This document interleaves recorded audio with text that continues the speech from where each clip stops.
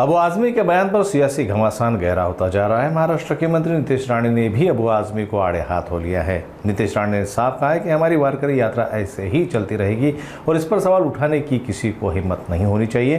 उन्होंने पलटवार करते हुए कहा कि अगर कल हम हज यात्रा पर सवाल उठाए तो क्या वो सही माना जाएगा। जे गॅस सिलेंडर वरती येतात त्याबद्दल मग जे आम्ही वारंवार बोलतोय त्यावर मग हा अब्बू आझमी सारखे कार्टे कधीच काय बोलताना आपल्याला दिसले नाही।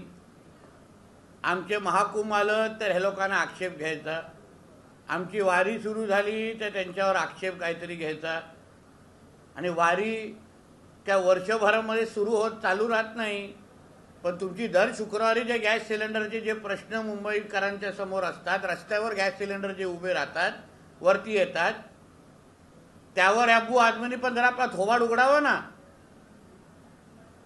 आमच्या प्रत्येक हिंदू सणांवर संस्कृतीवर तुम्हाला बोट उचलण्याची जी हिम्मत जे आमच्याच हिंदू राष्ट्रामध्ये बसून जे अब्बू आझमी सारखे जे कार्टे जे करतायत ना, ते काय आम्ही इथे खपून देण्याचं काय कारण नाही। हिंदू मुसलमान करायचं आणि स्वतःचे सगळं राजकारण करत बसायचं हे घाणेरडी वृत्ती आहे। आणि म्हणून तुम्ही आमच्या हिंदू सणांवर आमच्या हिंदू संस्कृतीवर बोलण्याच्या अगोदर मग आम्ही उद्या हज यात्रेबद्दल प्रश्नचिन्ह निर्माण केलं तर चालेल का? तिथे जे जे काही प्रकार ज्या कानावर येतात हज यात्रेच्या काळामध्ये ते काय पोषक नसतात। म्हणून आमच्या हिंदू कुठल्याही सणांवर वारीवर बोलण्याची हिम्मत कोणी करू नये। वारी तशीच व्यवस्थित पद्धतीने चालणार। तुम्ही पहिले तुमचे दर शुक्रवारी रस्त्यावर जे काय गॅस सिलेंडर वरती येतात ते पहिले खालती करा आणि मग आमच्यावर बोलण्याची हिम्मत करा। मालेगावचे काँग्रेसचे माजी आमदार यांनी औरंगजेबांच्या बाबतीत एक वादग्रस्त विधान केलं आहे। औरंगजेब हे पवित्र इंसान होते, टोपी शिवून ते आपल्याला उदरनिर्वाह करत होते। औरंगजेब हे सर्व धर्मांना मानणारे, सर्व धर्म समभाव मानणारे होते। त्यांना बदनाम करण्यासाठी राजकारणासाठी त्यांचा नावाचा उपयोग केला जातो। मग अशा माजी आमदार असो की कोणी हा जो औरंग्याच्या पिलावळचा राहिलेला कोणतरी असेल तर त्याला मग आता औरंग्याच्या कबरीच्या बाजूला झोपवण्याचे कार्यक्रम करायला पाहिजे। कारण का ज्या औरंग्याने आमच्या स्वराज्याच्या विरोधात जे काही कटकारस्थान केले, आमच्या हिंदू समाजाच्या विरोधात कटकारस्थान केलं, आमच्या छत्रपती संभाजी महाराजांना हाल करून करून त्यांना मारलं, त्या औरंग्याचे गुणगान कोण ज्या ह्या महाराष्ट्राच्या मातीतून कोण करत असेल ना, मग त्यालाही औरंग्याच्या कबरीच्या बाजूला झोपवण्याचा कार्यक्रम मग आमचे शिवभक्त आणि हिंदू समाजाचे हिंदुत्व विचाराचे कार्यकर्त्यांनी घेतले ना, तर मग त्यांना चूक म्हणता कामा नये। सर, संजय राऊतांनी एक वक्तव्य केलंय, त्यांनी असं म्हटलंय की गद्दार लोक सेना हायजॅक करणार होते पण त्यांना पळून जावं लागलं असं ते म्हणतात। असं आहे की आता हे गद्दार कोण ह्याच्यावर आता वेगळं एक पुस्तक लिहिण्याची वेळ आलेली आहे।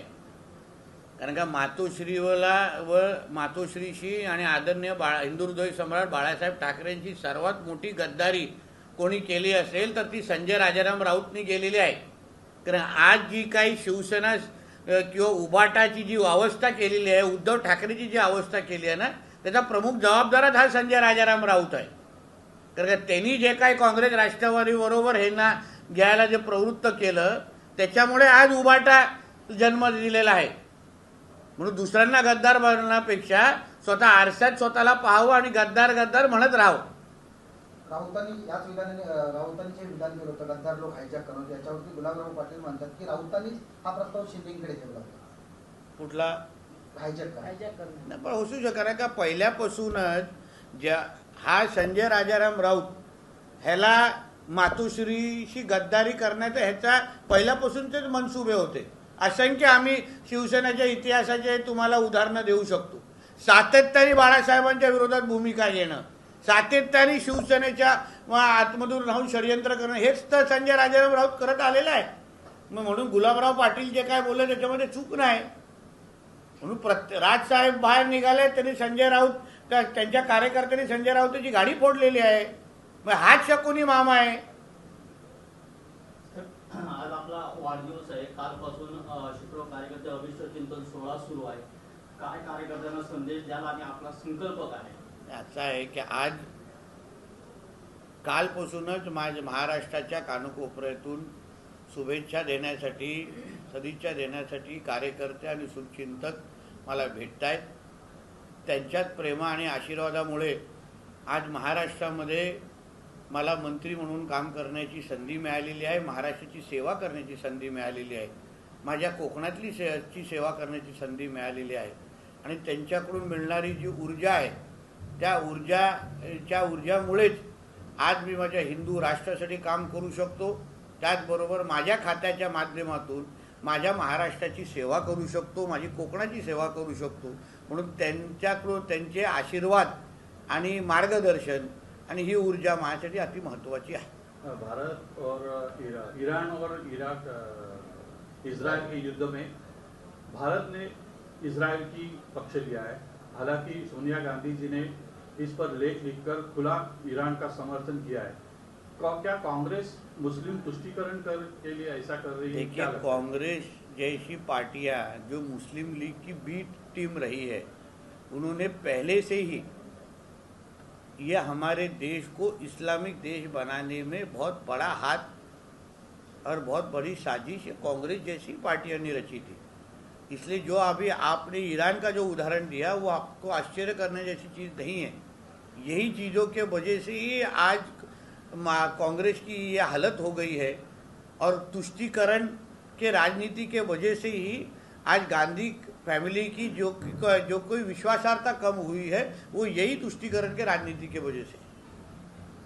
सर, मालेगांव के जो कांग्रेस के जो माजी आमदार हैं उन्होंने ऐसा कहा है कि औरंगजेब पवित्र इंसान है. क्या कहेंगे इसके बारे में? ऐसा है कि ये हमारे छत्रपति शिवाजी महाराज और छत्रपति संभाजी महाराज के भूमि में अगर कोई भी वो औरंगजेब को बड़ा करता होगा, उसको उसके तलवे चाटने का काम कर रहा होगा, तो फिर उसको भी औरंगजेब के कब्र के बाजू में सुलाने का वक्त फिर आ गया है. उसके बारे में हमारे शिव भक्त और हिंदुत्ववादी कार्यकर्ता जरूर उसके बारे में निर्णय लेंगे. और ऐसे औरंगजेब के प्रेमी के लोगों को हमारे महाराष्ट्र में रहने का कोई अधिकार नहीं.